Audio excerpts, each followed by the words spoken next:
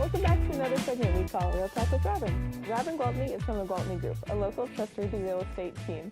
This segment is all about topics, issues, information local homeowners, buyers, and sellers need to know. And today we're talking about the importance of location. Location, location, location. So that could mean a variety of things. What does that mean for the real estate market?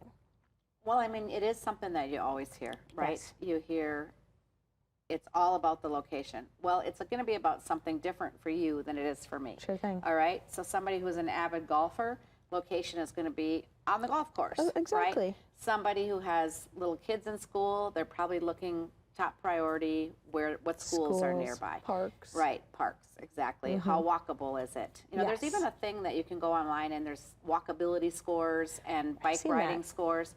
I don't know how accurate they are, but they do say, you know, because those are things that are important to people. And now, in the city of Rochester, our city has done such a good job with parks being everywhere and trails, so we're very, very fortunate. And when I tell people that when they're coming to town, they're excited about that. But the main things people are looking at is where are the jobs, you know, in comparison to where the house is, right? They're going to look at where are the schools, if they, of course, have children. Even if you don't have children, the next people who buy your house might. So for resaleability, it's important.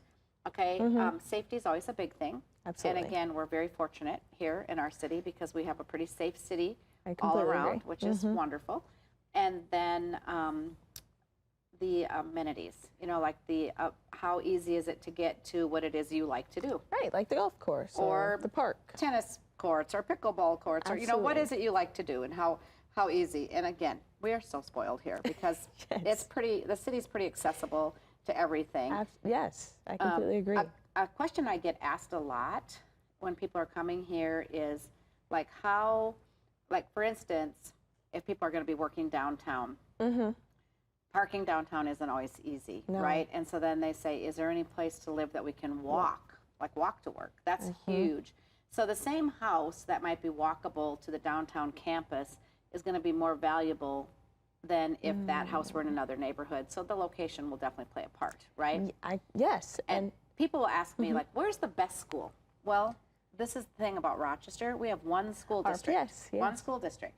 And so we have, you know, the same leaders, right? The same curriculum, the same things available to the kids. You know, the same people are hiring all the teachers. So I say we have a good school district.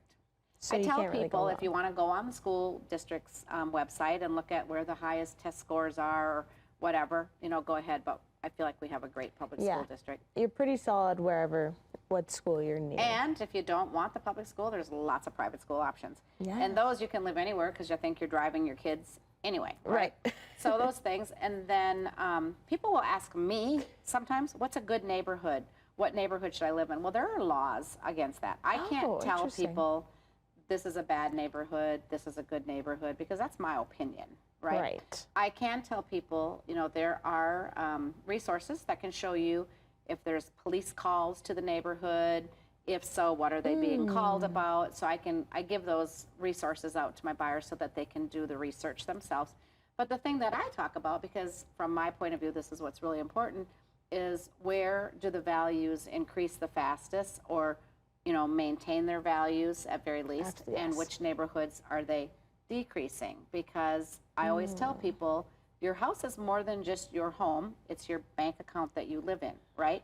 So like this is your biggest asset. Last week we talked about cleaning it and getting it ready for the market and how important that is, but maintaining it and keeping it good so that, you know, when you're ready to sell it is so important. But where it is located, that is, you can't change that. You can change the paint colors, you can change the carpet, you can change the countertop. Can't pick it up and move it. Can't, well, I mean, literally, I mean, technically you can't. We won't get into that. We won't get into that.